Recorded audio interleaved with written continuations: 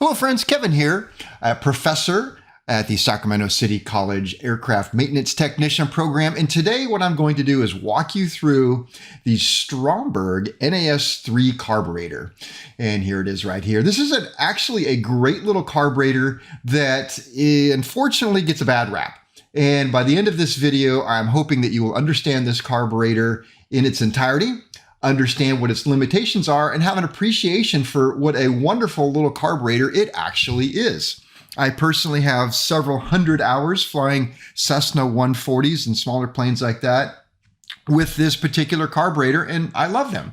Yes, they have some limitations and a few little problems, but they're a good carburetor. So let's go through this carburetor and let me explain to you exactly what it is, how it works, and give you a better understanding of it. So here we have a schematic, if you will, of this carburetor. And you have to consider that there are three distinct circuits that we're going to talk about here. We have the idle circuit, how the carburetor acts when it's in idle.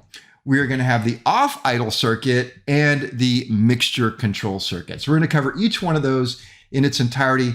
It's helpful if you already have somewhat of an understanding of fuel and fuel systems, but I'll do my best here for everybody. So let's start right here with what I like to call the off idle system. This is going to be the main operating system. When you are flying your aircraft in a cruise configuration or full throttle, anything over above about 1,000 RPM, we're going to be fully into what I'll call the off idle circuit.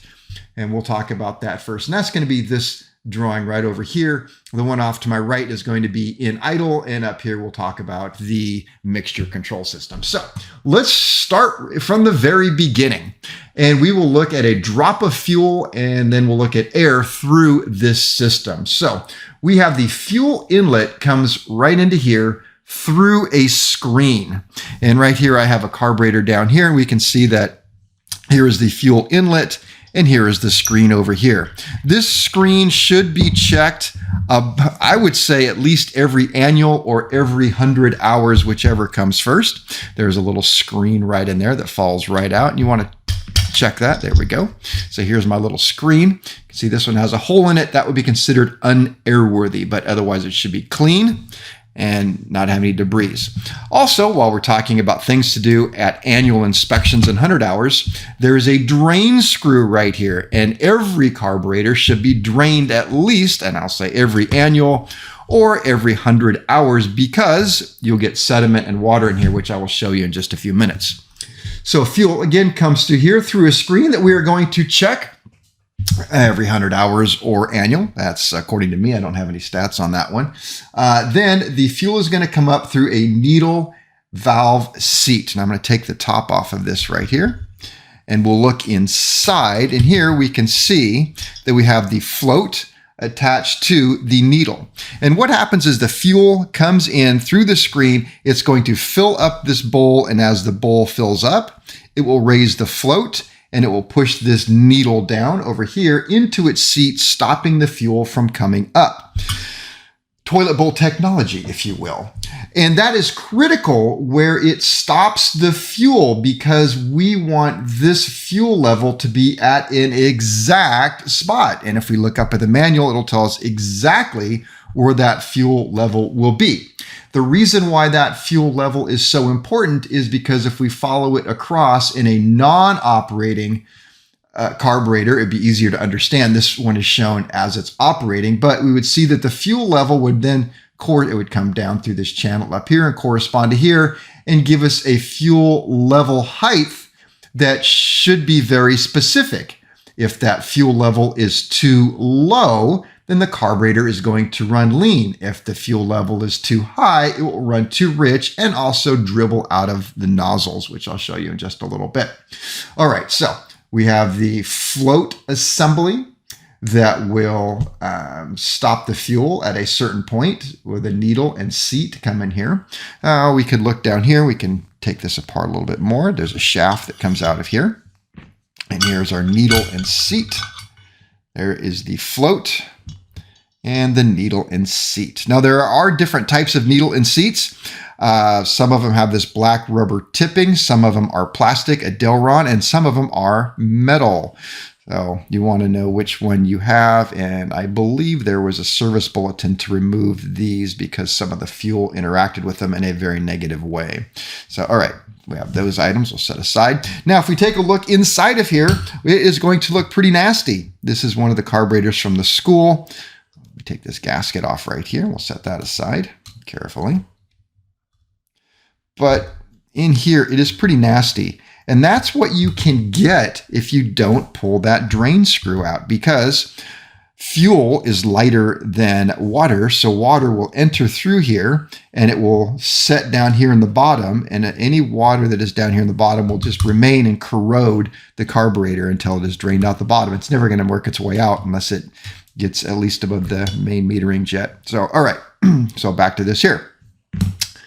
We have our fuel come in here. And when the engine is operating, we'll say when the engine is operating, what happens is above the carburetor, because we have updraft carburetors here in aviation, this is an updraft carburetor, we have the pistons operating, and the pistons, if you will, are gigantic syringes sucking in air.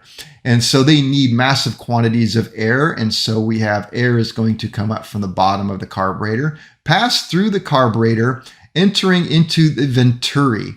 And as we know from Bernoulli's principle, the venturi is a restriction that will cause air to speed up to get through the restriction. And when the velocity of air increases, that means that we will have a pressure reduction. So in the venturi, we will have a suction is created. And that suction that is created is proportional to the amount of air going through. So if the engine is running fast and these pistons are moving up and down fast and they need a lot of air, then we will get a lot of air across the venturi, which will create a low pressure, or if you will, a vacuum. And as the engine slows down, the vacuum will become less and less. Well, if we have less of a vacuum, then it will want to draw out less fuel. If we have more vacuum, it will want to draw out more fuel. So we'll come back around to that in just a second. But it's important to note that the venturi is sort of the brains of the operation, and it will determine how much suction there is, and how much suction there is determines exactly how much fuel will come out of this discharge nozzle. So we'll back up just a little bit, and we have our fuel in our float system. And the very next thing we are going to see right here is the main metering jet. Now, this is a specific size depending on the carburetor and the engine that it goes on, so they're not interchangeable. You have to have the right size and the right part number, but this is what meters the fuel at wide open throttle. And the reason why I say wide open throttle, because if you're using very little fuel, it wouldn't really notice this restriction. It starts to notice the restriction, or the fuel notices that restriction, when the engine is at wide open throttle and the maximum amount of fuel is going through there. So we have the main metering jet, which is just a restriction. If we look down here in this carburetor, there is the main metering jet right there. So fuel is coming in through the needle seat right here. And there are holes down in here. You can see those right there where all the fuel comes out. And then we have the main metering jet where fuel is going to fill up the fuel bowl and go into that main metering jet. Now, back to here. So it goes through the main metering jet, and the next thing it's going to encounter is the discharge nozzle. So over on this side, we'll pop this out here. And by the way, do not use this carburetor as a way to put yours back together. I have already removed many parts and screws. And let's see if we can get this venturi out of here. So there's the venturi. This happens to be an 1 3/8" venturi measured on the inside. Not all venturis are the same. It depends upon the engine you have. This is the ultimate air restriction device in the carburetor. So that may be a test question for you if you're taking the FAA exams. But there's our venturi, which we will set aside. And down in here, we have the discharge nozzle. And I have loosened it already so that we can pop it out and take a look at it. And when I do that, a few things are going to come loose with this. So back here in our drawing, we have come up through here. Fuel is right here to the bottom of the discharge nozzle. A little long-winded here. There we go. All right, so there is the discharge nozzle. And we can see that fuel can come up through the bottom. Fuel also has holes here, and there are holes here that we're going to talk about in just a second. And ultimately, the fuel is going to come out of these holes right here. And as I said before, it's important to know it's important that the fuel level is set correctly in the float, because when the engine is not running, then the fuel level in the float bowl will find a same level over here. And if it's above these holes, it's all going to dribble out on the floor. If it's too far down here, then it takes too much suction out of the Venturi to pull the fuel up and out of here. So ideally, it's setting below those, just below those little nozzles, the output jets, and that's where it will sit when it is not operating. All right, so that's pretty simple, right? Fuel comes in, past the strainer, past the needle and seat, into the float bowl where it has the correct fuel level because of the float. It goes through the main metering jet, up and out of the discharge nozzle. The amount of fuel that comes out of the discharge nozzle is dependent upon how much air flows through. Across the Venturi, the more air we have, the more suction we have in the Venturi, the more fuel comes out. Not very complicated, is it? So what ultimately controls the speed of the engine is our throttle valve right here. I can bring this back over here. Here is the throttle valve, so that would be idle. That is wide open. Maximum amount of air comes through means maximum suction on the Venturi. Maximum amount of suction on the Venturi means maximum amount of fuel out the discharge nozzles, which means engine goes fast. All right, but there is more. So let's take a look at this. If we had just fuel coming out of here, and as you can see with the color chart, something happens here. We have over here unmetered fuel, and then once it goes past the main metering jet, it becomes metered fuel. That's the metering device. And then we have some little dots over here, which indicate that we are going to add some air. So if we did not have a mixture of air and fuel coming out of here, if it was just fuel, it would come out in rather large globules that didn't mix well with the air. The engine would not run very well. So we want a nice emulsified stream of fuel coming out, which means we need to add some air to it. And what we have is this little device right here that is fallen away because I've taken things apart. But that's set in there, and this is the main air bleed, and we can see that over on the chart right here, the main air bleed. So what happens is air that is coming up through the inlet of the carburetor, and that is through here. The inlet of the carburetor is this way, so air that is coming this way is going to ultimately basically just hit a dead spot right here. The air will turn around, which does help with, I believe, debris, keeping the air clean, keep debris out. Air would come up through here, hit that little thing and bounce down. I think if it was sand, nice clean air will make the corner, come down through the main air bleed right here, and then enter this chamber here. And this chamber now has air in it, corresponds to this section right here, because down in the carburetor it looked like this. And around there, we can see those little holes right there. So those little holes are going to pick up that air. The air is going to enter into the discharge nozzle, emulsifying the fuel to help it discharge. All right, so that's what's going on right there. So really, that is more or less the off-idle system. It's very simple. There's not much to it, and that is the way it works. And you can see maybe why we use this in aviation, because it's not many moving parts. We do have this as a moving part. We should talk about the float.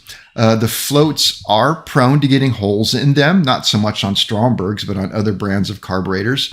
And once a pinhole gets in there, fuel can get in there and cause the float to sink. So let's talk about what happens if that happens and the float sinks. Well, if the float sinks, then it is going to drop down. If the float drops down, then the needle will raise up. If the needle raises up, fuel will come in and enter, and it will go higher. And we've already talked about if the float level is higher, then it is all going to run out of the discharge nozzle, and we do not want that.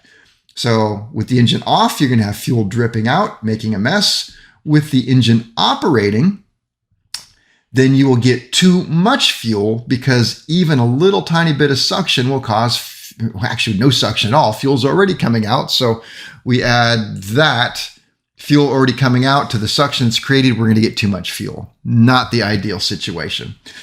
All right, and how would we change this float level? I talked about how critical it is. Well, changing the float level is not really difficult. You unscrew the seat right here, and under the seat there are shims. So if we shim the seat so that the seat is higher, then if you think about it, if the seat is higher, then what's going to happen is the float needle will be closer to it and close earlier. If the needle touches the seat earlier, that means that as fuel comes in, it starts to fill up and it hits earlier, then that means our float level is going to be lower. So raising the seat means lowering the fuel level. And the inverse is true. If our float level is too low, then we can remove some seats and drop down the seat, which means that the float has to go higher in order for the needle to make contact with the seat and stop fuel. So adding shims, raising the seat, lowers the level. Lowering the seat raises the level. Now let's talk about one of the little problems with this carburetor, and that is they leak. And that is just what they do. They leak, you get used to it. So if you have this particular carburetor on an aircraft, and like I said, the Cessna 140s, 120s, all your Cubs, almost all of your little engines that operate A-65s, 75s, C-85s, C-90s, the Continental line, they're going to have this carburetor. And when you have this carburetor, as a pilot, owner, operator, you get used to turning the fuel off when you are done. And so you shut the airplane down and you shut it off with a key on these carburetors, and we'll talk about why in a little bit. That doesn't mean they're broken. It's just the way you do it. You shut them off with a key, you reach over, and you turn off the fuel because it will leak out of here. Because what happens is the seat just doesn't make a perfect contact. Like I said, most of these needles and seats are all steel, so they don't seat quite perfectly. So over a several hour period, the fuel level leaks through until it gets to a level that it just drips. So shut the fuel off. All right, so there we are. The off idle system, the main system right there. Now let's talk about the idle system. So we're going to now move over and look at this drawing here. And basically what the drawing is, they've turned it sideways so that you can see everything. So going back into this system, we're going to talk about idle. Now, why do we have an idle system? Well, because there's not enough air moving past this venturi to create enough suction to draw any fuel out of the discharge nozzle here at all. So we'd have to get to, let's say, 1,000 RPM or maybe even 1,200 RPM before fuel came out of here. Well, without an idle system, that means that you're constantly running your aircraft at no less than 1,000 RPM. Well, that's hard on the brakes and a bunch of other stuff, so we need an idle system to get it started. So idle systems, let's talk about that. And we'll talk about it the same way we talked about the other system. We'll talk about fuel. So fuel is going to enter the fuel inlet, just like it did before, past the screen that we're going to check periodically, across the needle and seat as it did before. And then it is going to go out of the main metering jet, just like it did before. Except now we're going to look at it just a little bit different. Now, if we look down here, you can actually see the main metering jet is in line with this right here. This tube comes up to here. That tube then goes to the main discharge nozzle. And from there, we are going to turn it sideways and look at what's happening. So down inside of here, we have that tube. Well, that tube, which is right here, is what we're looking at. Drilled into that tube, we have this tube right here. So we can take this tube out, and that screws right down in there. So it's a way for fuel to get through this passage down here and then up through here. So it enters this tiny little hole right there, which is called our idle metering jet. So that little tiny hole is what determines the maximum amount of fuel that will flow through this idle tube right here. So we have the idle tube. So fuel is going to come up through here. And then we have these little holes right here. Well, if you're kind of paying attention a bit ago about the little holes that were in the main discharge nozzle right here and here, these serve the same purpose. We need to emulsify this fuel, which is to get a little bit of air into it. So, well, how do we get air into it? If we look at our drawing right here, we will see that there is an opening behind the venturi. So you can see the venturi is cut out and it's got some spaces back here for air to go. And if we were to turn the carburetor, and if you look at it, right there is a little tiny hole that corresponds to right inside of here, which allows air to enter this chamber, go into this tube, emulsify the fuel, and now the fuel is going to work fuel and air now mixed will work its way up this little tube into this hole right here, where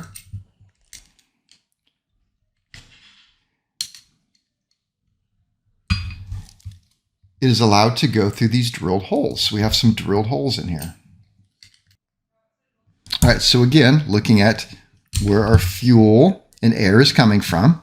Fuel goes up from the needle seat, fills the bowl through the main metering jet, through a tube. That tube is drilled into this one right here, where fuel goes through the idle metering jet. Air right here enters into this tube, mixes with the fuel. So we have fuel and air coming up through here. The air right here came from behind the venturi. So behind the venturi, there's a hole right in there. There's our hole for the venturi. And then the fuel works its way up, fuel and air, up through this right here, into this tube right here. And then if we look along the side here, you might be able to see that this tube then is drilled kind of sideways. You can see a tube that goes this way. And you can see that cap right there is how they drilled the casting out. Goes up through here into this chamber going this way. So going back to our drawing over here, we can kind of make sense of that. So here we had this tube, which was drilled down to our passageway with the idle metering jet. Fuel came through the idle metering jet. Air from behind the venturi entered the outside of that chamber. Well, it's actually inside of the chamber, but outside of the tube. Entered those little tiny holes, and air and fuel then worked its way up and entered that chamber that I showed you with that screw. So here we have this little screw right here. This is the idle mixture adjustment, and we're going to talk a lot about that in a little bit. So if we were to pull this out, and you do want to be careful with this because it's a little tiny needle right there, we can see that there is a passageway that runs straight up through going that way, and it comes out two holes, one there and one down there. So we have two discharge holes. And now we're going to look at those two holes right there. And you can see that there's one here and one down there. But when I close the throttle, you only have one left. It covered up the bottom one. So we can open it up there. There's the second one, but the second one disappears. All right. And a lot of people ask me, why is that hole there? Well, my theory is you can see this is idle. And there's very little space around here for any air to get through. So that allows a little bit more air to get through. That's my theory. I can't promise you that's correct on that one. But looking at this here, let's talk about what's happening.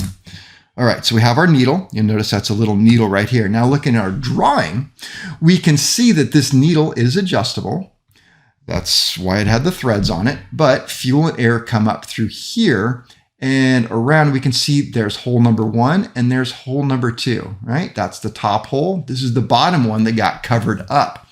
So we have two holes. Notice that one of them is non-adjustable. This little needle does not adjust, and then this one adjusts. So when this throttle plate is closed, and if that throttle plate is actually covering this hole right here, then that means this is all yellow or air inlet pressure, which means that air would enter this way and act as a secondary bleed. And that's the way some carburetors actually work. It acts as a second air bleed to allow a little bit more air to come through here. So we could possibly have a little bit of air coming in this way, fuel and air coming this way, and then fuel and air coming out this one right here. But definitely, as we open this throttle valve up to enough where that port is uncovered, or if that throttle plate is aimed at it as it is right here, then that means that the air the inlet air pressure is coming through here. It has to work its way through this space right here. Well, that is a venturi. So air has to come through here. It's going to accelerate as it comes through this little tiny space. Accelerating air means that we have a venturi. That means the pressure is going to drop and it will pull fuel out of here. Meanwhile, above the throttle plate, remember we have the pistons working really hard. They are pulling back like a syringe. There's a lot of suction up here. Now, before, when we had the venturi, we had created a suction because a lot of air was flowing over the venturi, creating a suction. But now we just have the pistons pulling against a plate that is closed, creating a suction, much like if you had a large syringe and you put your finger over the edge and pull it back, you're going to create a lot of suction in that tube. Well, that's the same thing. We have suction here created by the pistons, not air moving, but pistons pulling back like a syringe. So that suction is what's drawing the fuel up and out of this system.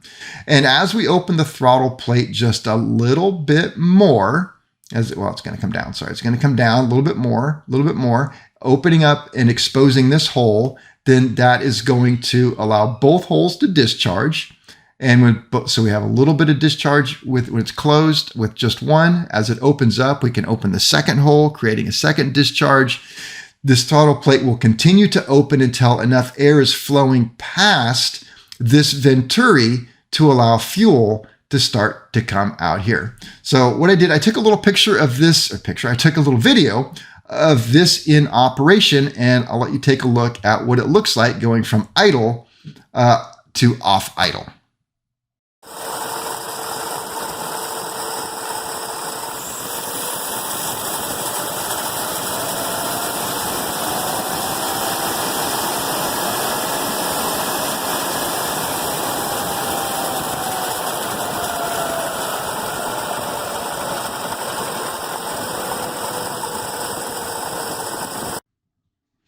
All right, in a little bit, I'm going to talk about adjustments on this carburetor. They're rather simple, but there's things you need to know. But one of the adjustments is the idle mixture. And as we look at the drawing, you can see that if we screw this needle in, it's going to restrict this area, meaning you get less fuel, which means the engine will run leaner. And if we screw it out, then that will create more of a space right here. We will get more fuel through and the engine will idle richer. All right, so there we have it. We had the fuel passageway. We have the air passageway for the idle. But while we're looking at this picture here, it's interesting to note that every single carburetor has some sort of accelerating system. We'll look at some other carburetors later, and they have an accelerator pump. This particular carburetor does not have an accelerator pump. It has what we would call an accelerating well, which means that as the throttle plate is opened and the air starts to rush through, the carburetor needs an additional amount of fuel to be, shall we say, suddenly injected, or an enriched amount of fuel to help the carburetor transition and not stumble when the carburetor is opened up rapidly, which you shouldn't do in aviation anyway, but you do. As a pilot, you're coming in for a landing, something runs across the runway and you need to take off before you hit it. You get excited, you hit the throttle too fast, throttle opens rapidly. We need a sudden influx of fuel. Well, where does that fuel come from? Well, if you remember, our float level over here was at a certain level, and it was to say right here. And so right up to this point where I'm showing you was just pure fuel because it's sitting there. It's stagnant. It's not moving, just like when the carburetor is off, but it does the same thing when we're in idle. The fuel is not coming out of the discharge nozzle, so therefore sitting right here, we have just fuel waiting. Well, that's what this is representing over here in this picture. All of this fuel in the discharge nozzle and these little areas right along the side here where air normally is completely full of fuel just sitting there. And so as I rapidly open up the throttle plate, all of this fuel that has just been sitting here in the discharge nozzle and around this tube right here is what it's showing us, and all the way up and in through here, this is all full of fuel just sitting there doing nothing. So when I open the throttle rapidly, then it is going to draw fuel out of the discharge nozzle. Fuel is going to come through and discharge. It's going to suck this dry right here of fuel because air is going to start entering and following through. So inside of here is the well, if you will. So it's called an accelerating well at this point. And that's where extra fuel is stored right here, just waiting to be used when we open the throttle and it transitions from idle to the off idle position. All right. So now let's move on to some things that are a little bit more complicated to understand, but yet still very simple. And that is, we're going to talk about the mixture control system. Now, this actually has a very neat little mixture control system that gets a very bad rap. A lot of people say it doesn't work. It works wonderfully well, even on these old carburetors that have been abused for the past 40 years at the school where I teach. I can take one out of a box and throw it in here that students have been abusing, and it works just fine. I don't have a single carburetor where it doesn't work. So that tells me they do work. Now, there's some history behind it. So if you go back, especially Cubs, Piper Cubs, often when you bought a Piper Cub, it did not have a mixture control system. You would simply find it wired, safety wired to the full rich position. That'd be rich. This would be lean back here. Wired to the full rich position and no control inside of the cockpit. Well, that was an option. And rightfully so, because most people, I think, that own Cubs or Champs that fly these little carburetors, yeah, you like to fly low and slow and look out the window. You're not going over the mountains. So why not wire it closed? Because, let's face it, as pilots, we were taught, don't even touch that mixture until you're at least at 5,000 feet. I could get off on that subject. I don't believe that's true whatsoever. I have a 182 and I lean it as soon as I level off, whether that's at 2,000 feet, 1,000 feet. I don't care. I'm going to lean it out. All right. Whole nother subject and very controversial on that one. But let's talk about this. So if you are familiar with flying a 150 or 172, 182, or some other type aircraft with low wings on it, you are used to reaching over and pulling the red knob to shut down your engine. This won't do that. It's not supposed to. If it did, we would have a problem. But that's where people say, well, wait a minute. I pull this to lean and it doesn't shut the carburetor off. It's broken. And in a few minutes, you're going to understand why it is not broken and it's working perfectly fine. This works off of what's called a back mixture suction. So it needs a suction to operate. All the planes I mentioned before, they use an actual valve, which we'll look at in a second video, to regulate the fuel. This is not using a valve to control the fuel flow. It is using suction to control the fuel flow. So let's take a look at our big picture right here. And you will see as we look at the mixture control system right here, and this is shown up here in the alternate position. So this would be rich down here, and this would be lean up here. So we're going to look at it in rich. So as this carburetor is operating, we have the throttle wide open and we have suction in here. And of course, why do we have suction? Well, number one, we have suction because the venturi has airflow across it. Venturi, Bernoulli's effect, creates a suction right here. But this is also a restriction, and we have the pistons sucking air through here.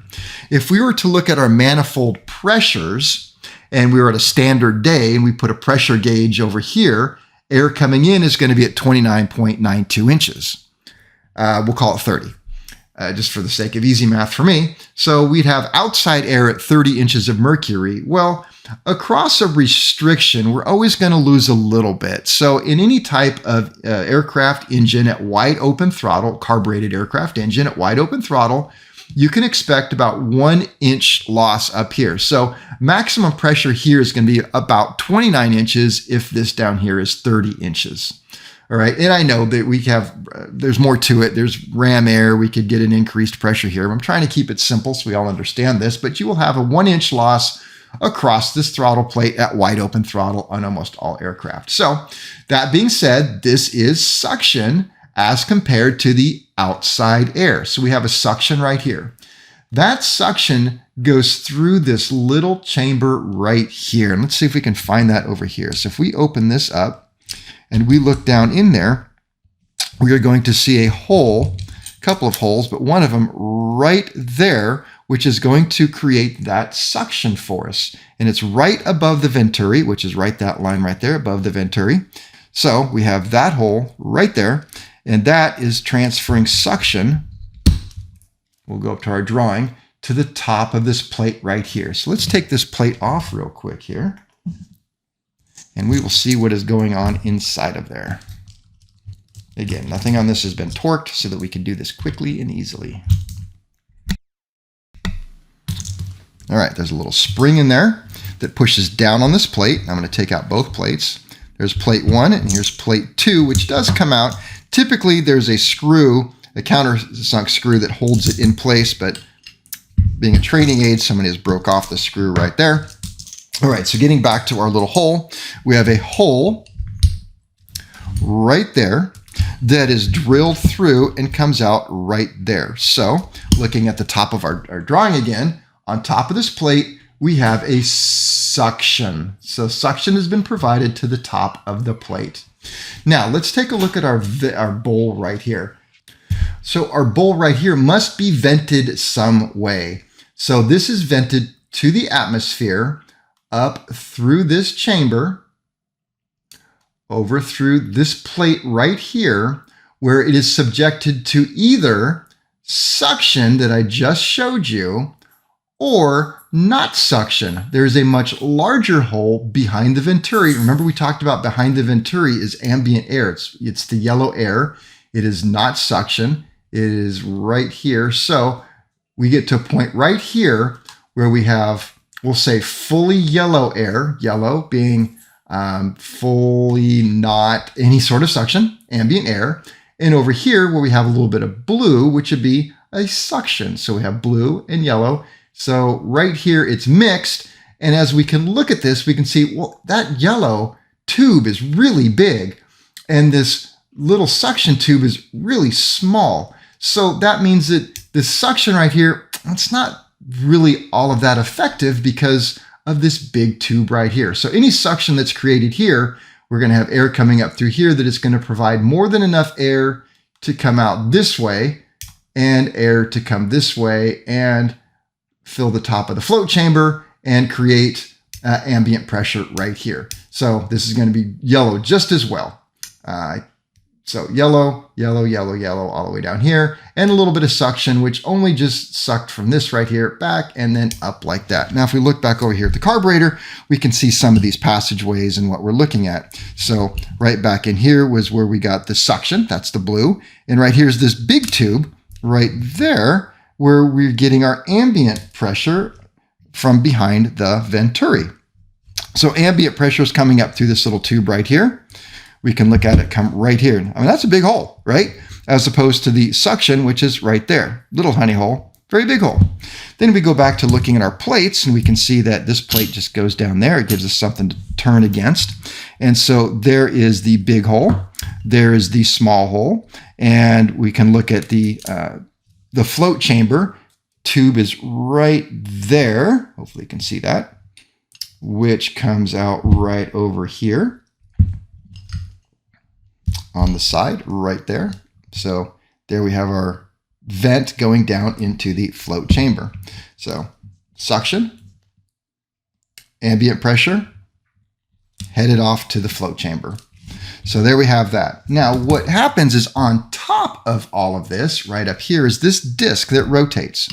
So when it is lined up into the full rich position, this large hole lines up with that large hole right there, and nothing really changes. So again, we'd have a small hole with a little bit of suction. We'd have this big hole right here providing more than enough air to supply the suction needs and work its way over to this other hole going down and into the float chamber, meaning that the float chamber has the same amount of pressure as the outside air because this suction is doing nothing. But as we work our way into lean, so this is going to sit like that, and this is rich, which means lean is going to go this way. As we go into lean, it'll move these discs right here. And I know the holes are kind of funny. Some engineer figured this out, and kudos to him for exactly how to drill these holes right here. It looks weird, but what you have to imagine is this hole right here, the large hole, just kind of tapers off, if you will. And that's the net effect of how those holes are drilled.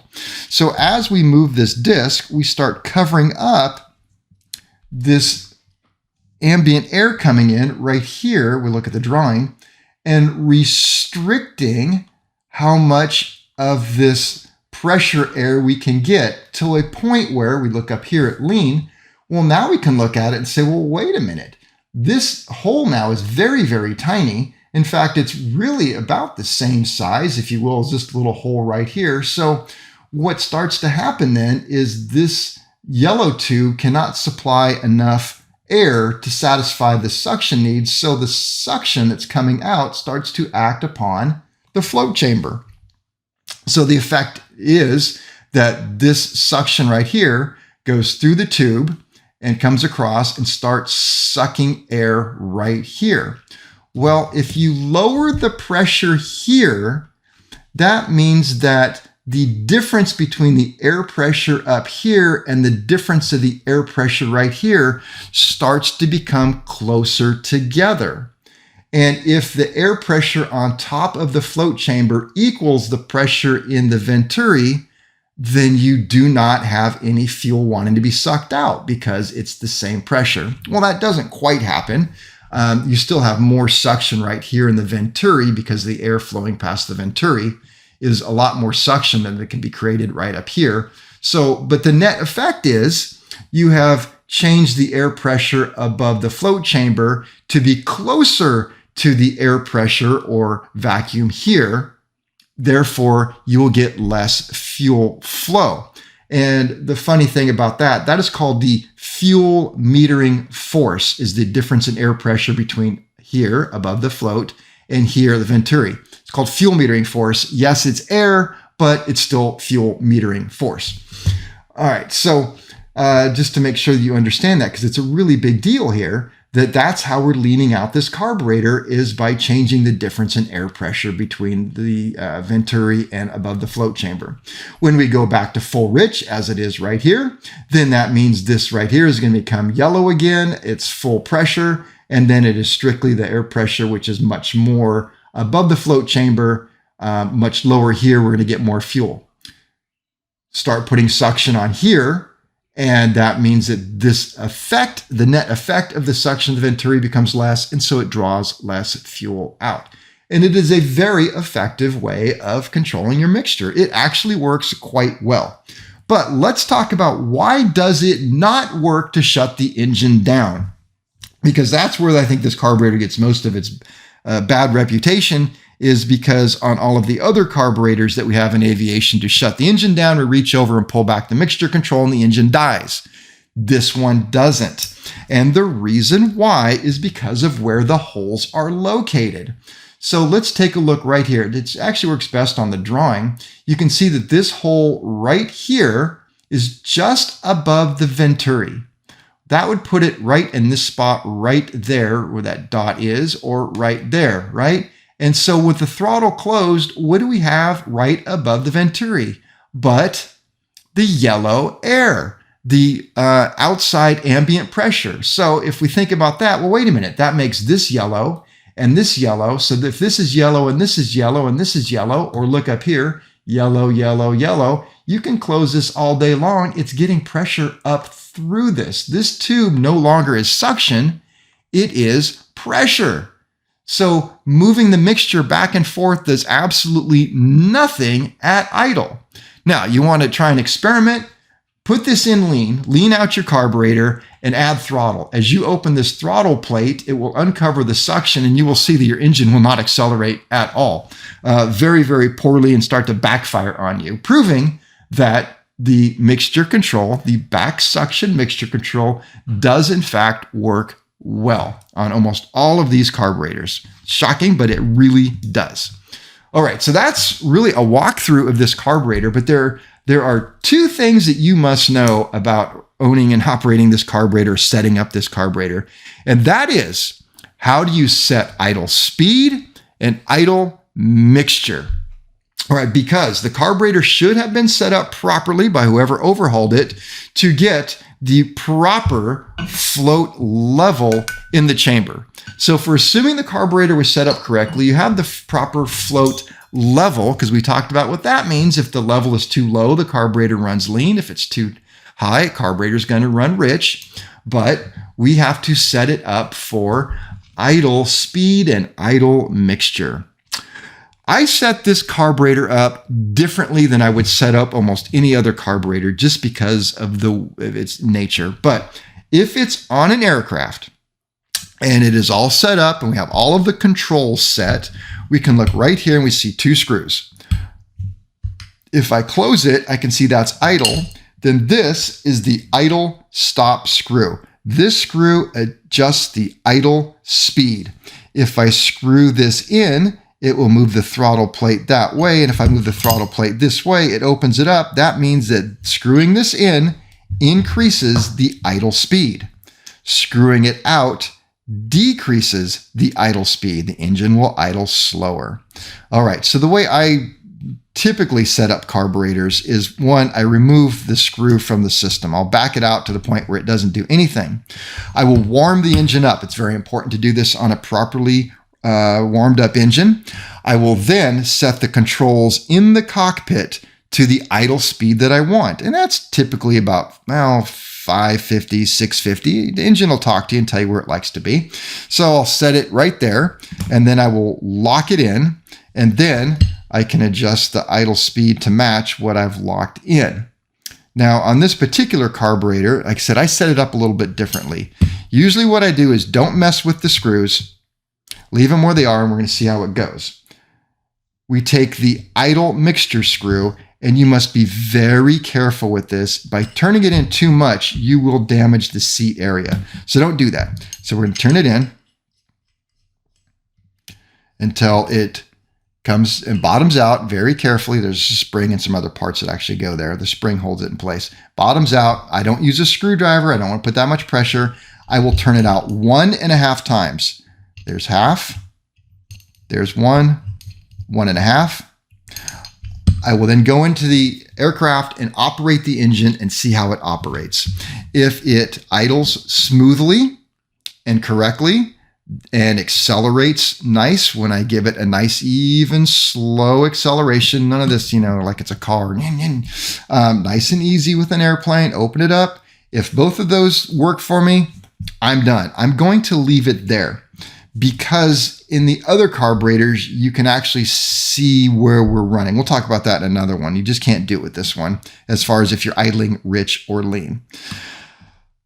So if the idle speed is fine, I'm going to leave it. If it's idling too slow, I'll turn this screw in. If it's idling too fast, I'll back the screw out. If it accelerates and runs smoothly, then I'm going to leave it be at 1.5 times out. And almost all of these carburetors are run just fine in that position. If my airplane shows it is running too rich, my spark plugs are fouling out, they're getting lead fouling, then I am running too rich, maybe I'm getting a little black smoke out of the exhaust, then I will turn this in a little bit and try and see how that goes. I will not do not do too much. If it is hard starting, you could open it up a little bit more. Aircraft carburetors are set up to run excessively rich at idle.